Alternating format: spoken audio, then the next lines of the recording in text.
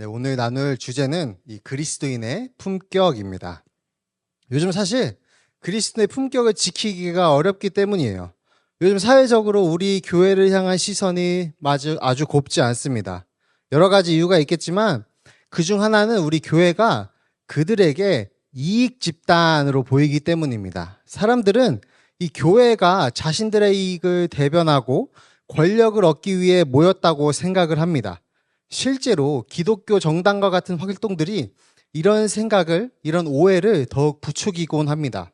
이 개혁주의 신학자 이승구 교수님이란 분이 계시는데요. 이 교수님이 말하기를 교회가 많이 모였다는 그 자체로 사회적, 정치적 힘을 행사해서는 안 된다라고 강조합니다.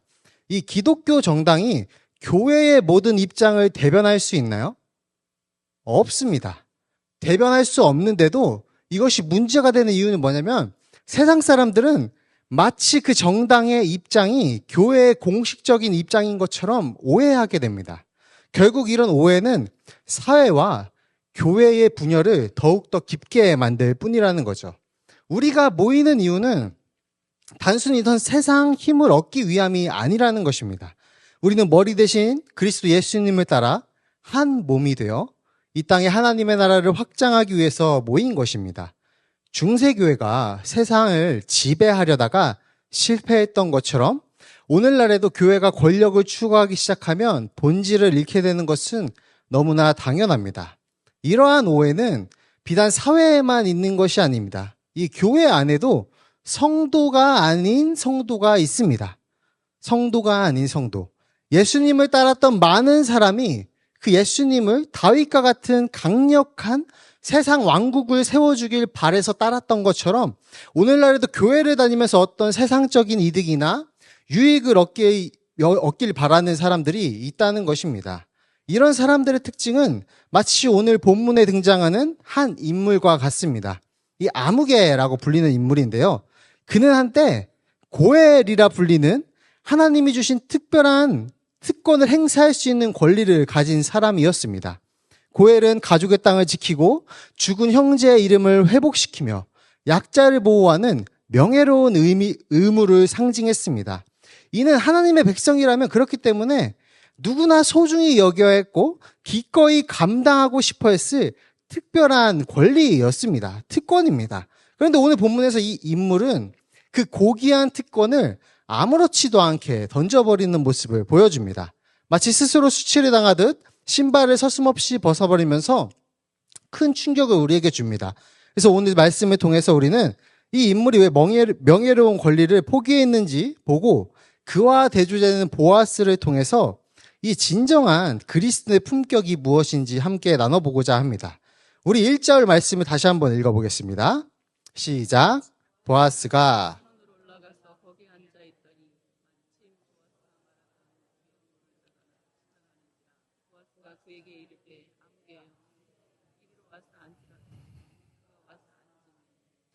우리 4장을 시작하기 전에 3장이 어떻게 끝났는지 기억하시나요? 3장. 보아스와 룻이 밤을 같이 지내고 보아스는 보리를 가득 채워서 룻을 나오미에게 보냅니다. 그리고 나오미는 룻의 이야기를 듣고 이렇게 말하면서 3절이 끝났어요. 그 사람이 이 일을 성취하기 전에는 쉬지 아니하리라. 나오미는 보아스의 성품을 아주 잘 알고 있었던 것 같아요. 과연 나오미의 말대로 지금 4장이 시작하자마자 보아스는 자신에게 주어진 이 일을 해결하기 위해서 적극적으로 행동하기 시작합니다. 근데 왜 하필 성문으로 올라가서 거기 앉았을까요? 이 고대 사회에서 성문은 단순히 성물 드나드는 통로 이상의 큰 의미를 가지고 있었습니다. 성경에도 여러 번 등장하잖아요. 사도행전에서 걷지 못하던 안진뱅이가 미문에 앉았던 1차적인 이유가 거기는 많은 사람이 오가는 통로였기 때문입니다. 이 보아스가 이 성문에 앉은 것도 이곳이 많은 사람이 교류하고 만나는 장소였기 때문입니다. 그러나 이 성문은 그 이상의 중요한 역할을 했습니다. 사람이 많이 모였기 때문에 공적인 권력을 가지게 됐고요. 이곳에서 내려진 회의나 결정은 마치 재판과 같은 법적 효력을 가지게 되었습니다. 보아스는 지금 나오미와 룻의 문제를 사적인 방식으로 처리하지 않고 공식적인 절차를 밟아서 문제를 해결하려는 의지를 보여주고 있는 것입니다. 이 보아스가 얼마나 정직하고 공정한지가 돋보이는 부분입니다. 보아스가 근데 성문에 앉자 무슨 일이 일어나죠? 성문에 앉자? 때마침이라는 표현이 나옵니다. 때마침. 때마침 보아스가 찾던 기업물을 자가 지나갑니다. 근데 우리 저번에도 나눴었습니다. 성경에서 때마침과 같은 우연을 의미하는 단어가 존재한다는 것입니다. 근데 하나님이 계신 이상 모든 것은 우연이 아닌데 이 우연을 뜻하는 때마침, 마침이라는 단어가 성경에 기록되었다는 거죠.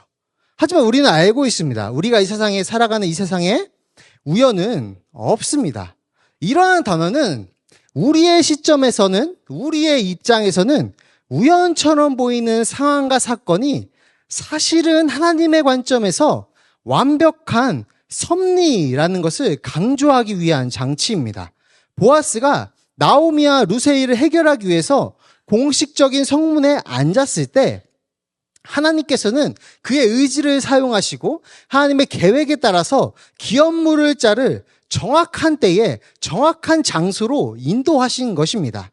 물론 모든 사람이 성문을 지나가야 했기에 보아스가 당연히 거기서 기다렸다라는 해석도 있지만 이 마침이라는 표현은 이 모든 일이 하나님의 섭리 아래 있음을 분명히 하는 것입니다. 지금 보아스와 룻 그리고 나오미의 이야기는 하나님의 섭리 안에 있습니다. 마찬가지로 오늘날 우리가 살아가는 삶이 때로는 혼란스럽고 우연처럼 보일지라도 잘 되지 않더라도 하나님의 섭리 안에 있음을 믿으시는 우리 성도님이 되시기를 주님의 이름으로 축복합니다. 이제 보아스는 중요한 행동을 합니다. 바로 장로 10명을 청하는 것입니다.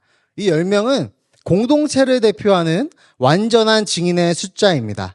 보아스가 지금 자신의 이익을 위해서 꼼수를 부리는 것이 아니라 투명하고 공정한 절차를 통해서 이 문제를 해결하라는 것임을 모두에게 보여주는 것입니다. 그래서 이제 보아스의 제안이 시작되고 아무개의 계산이 시작됩니다. 보아스는 성문에서 정직하고 투명한 절차를 통해서 기업물을 자에게 이 일을 제안하기 시작합니다. 그에게는 이 모든 과정이 하나님이 주신 소중한 기회였습니다. 그 고엘의 임무를 할 수 있는 기회였다는 거죠. 근데 그 기업물을 자의 반응은 어땠을까요? 그것이 2절부터 4절에 나오는데요. 보아스는 그에게 기업물음을 제안하고 아무개라 불린 이 유력한 자의 이 사람의 반응이 이어집니다.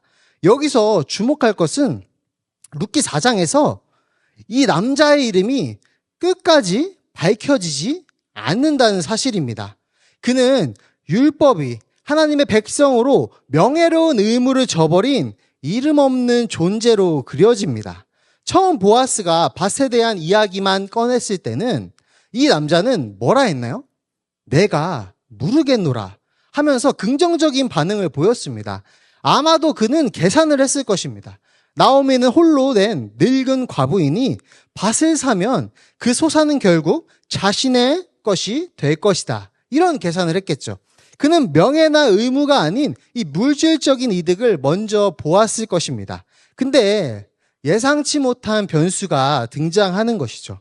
이 아무개의 철저한 이득 계산에 생각지도 못한 일이 껴드는 겁니다. 보아스는 이제 모든 것을 다시 한번 드러내줍니다. 우리 5절과 6절 말씀을 다시 한번 읽어보겠습니다. 시작.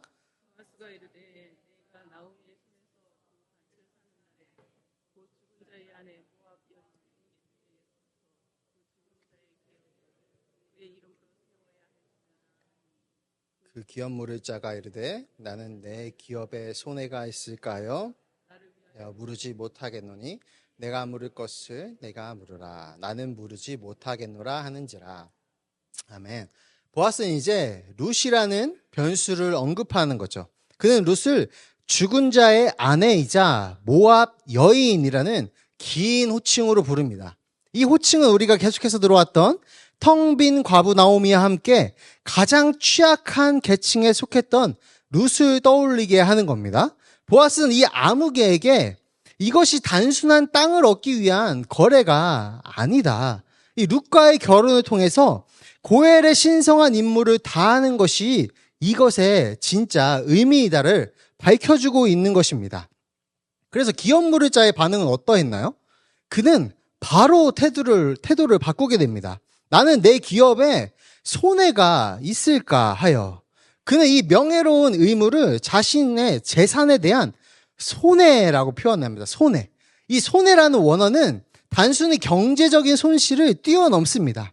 파괴하다, 망가뜨리다, 이런 강한 의미를 가지고 있습니다. 이 아무개는 룻과의 결혼으로 태어날 아들이 자신의 기업을 상속받을 수도 있겠구나라고 계산한 것입니다. 그리고 자신의 기업이 그 아들에게 넘어가는 것을 자신의 기업이 파괴되는 것으로 느낀 것입니다. 결국 그는 내가 물을 것을 내가 물으라 라고 말하며 이 명예로운 고엘의 의무를, 특권을 포기합니다. 이스라엘 백성에게 고엘의 의무는 특권이자 명예였지만 어떤가요? 그들의 현실은 너무나도 달랐습니다. 그들은 물질적인 이익 앞에서 하나님의 백성이라는 명예와 가족을 위한 신성한 의미를 너무나도 쉽게 외면하는 모습을 보여줍니다. 이 기업 물을 자의 충격적인 태도 변화는 7절과 8절에서 더욱더 극적으로 드러납니다. 우리 한 번 더 말씀을 7절, 8절 읽어보겠습니다. 시작. 모든 것을 물으거나 교환하는 일을 확정하기 위하여 사람이 그의 신을 벗어 그의 이웃에게 주더니 이것이 이스라엘 중에 증명하는 전례가 된지라. 이에 그 기업 물을 자가 보아스에게 이르되 내가 너를 위하여 사라 하고 그의 신을 벗는지라. 이 7절과 8절을 통해서 성경 기자는 지금 이 성경을 읽는 우리에게 익숙하지 않은 고대의 풍습 하나를 설명합니다. 당시 이스라엘에는 모든 거래를 확정하기 위해서 신발을 벗어주는 풍습이 있었습니다. 신발은 소유권을 상징했기 때문입니다. 따라서 자신의 신발을 벗어주는 행위는 단순히 소유권뿐만 아니라 자신의 권리까지 완전하게 포기하는 것을 의미했습니다. 7절은 이 행위가 증명하는 전례가 되었다고 말하는데요. 이는 이 행동이 이 율법의 버금가는 강력한 법적 구속력을 갖게 되었다는 것을 뜻합니다. 그런데 이 계대 결혼과 고엘의 임무를, 지금 이 기업 물을 자 아무개가 받은 이 제안을 원래 거절하면 어떻게 되는지 아시나요? 신명기 25장 7절에서 10절 말씀을 통해서 확인할 수 있습니다. 우리 함께 읽어보겠습니다. 시작.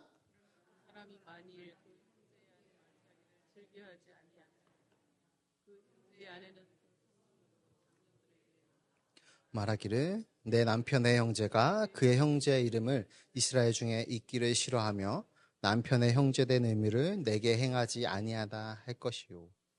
그 성읍 장로들은 그를 불러다가 말할 것이며 그가 이미 정한 뜻대로 말하기를 내가 그 여자를 맞이하기를 즐겨하지 아니하로나 하면 그의 형제의 아내가 장로들 앞에서 그에게 나아가서 그의 발에서 신을 벗기고 그의 얼굴에 침을 뱉으며 이르기를 그의 형제의 집을 세우기를 즐겨 아니하는 자에게는 이같이 할 것이라 하고 이스라엘 중에서 그의 이름을 신 벗김 받은 자의 집이라 부를 것이니라.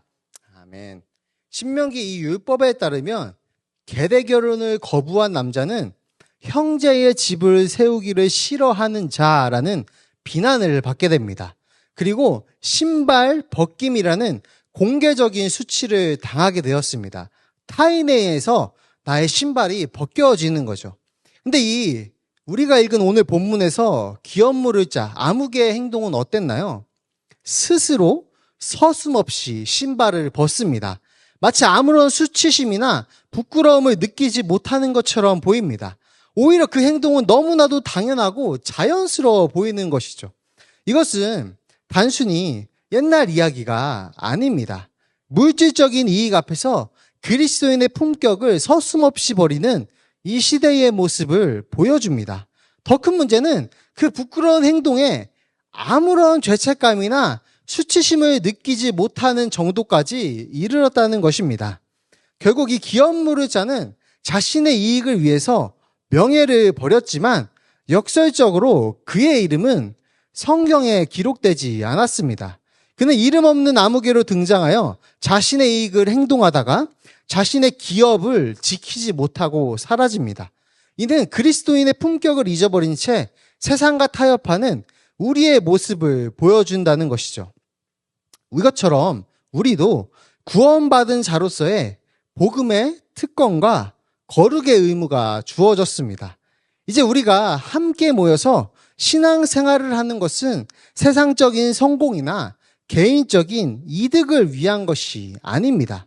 구원받은 우리가 해야 하는 일은 바로 타인을 살리는 삶을 살아내는 것입니다. 이것은 그리스도인의 가장 높은 품격이자 가치입니다. 나를 통해서 다른 영혼이 살아나는 것. 이것이 바로 우리가 받은 은혜의 진정한 의미입니다. 우리가 계속해서 거듭 강조해서 성경을 통해서 배우는 것은 하나님의 구원은 단순히 나만을 살리는 게 아니라는 것입니다. 하나님은 교회된 모든 성도를 하나로 보고 계시고 우리는 하나된 몸으로서 서로를 살리는 의무를 갖게 된 것입니다. 우리는 왜 교회에서 헌신하고 교사로 섬기고 서로를 위해서 봉사하고 있나요? 우리에게 주어진 하나님의 은혜를 흘려보내서 내가 아닌 다른 사람을 살리기 위해서입니다.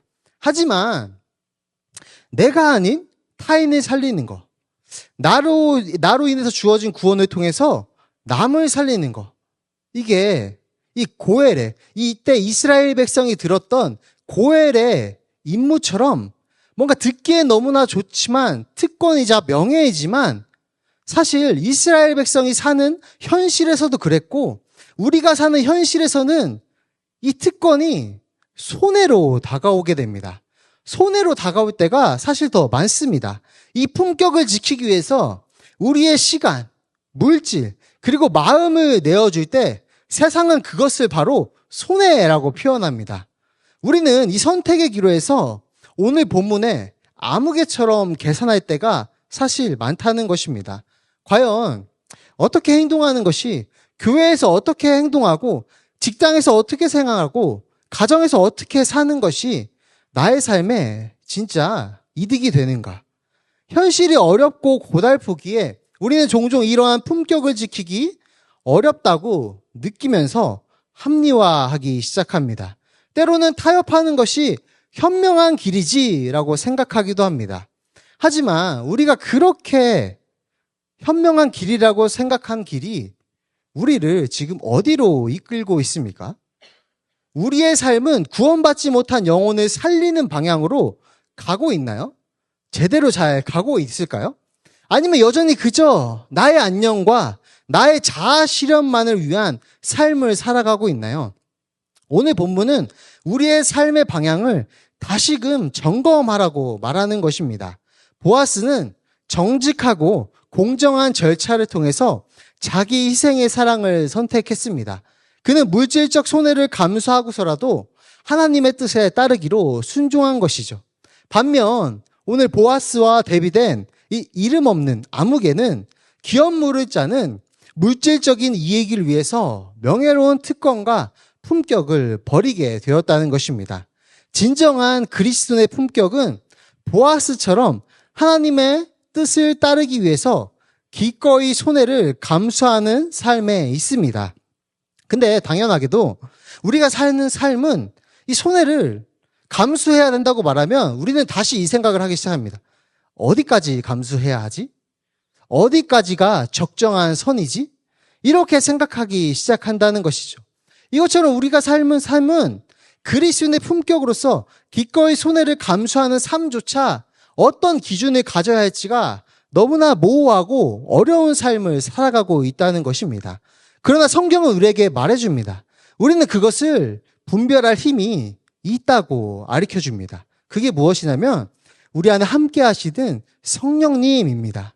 우리가 매일매일 성령님에게 기도로서 도움을 구할 때에 성령님은 우리가 마주한 모든 선택의 상황에서 현명한 길을 가르쳐 주실 것입니다.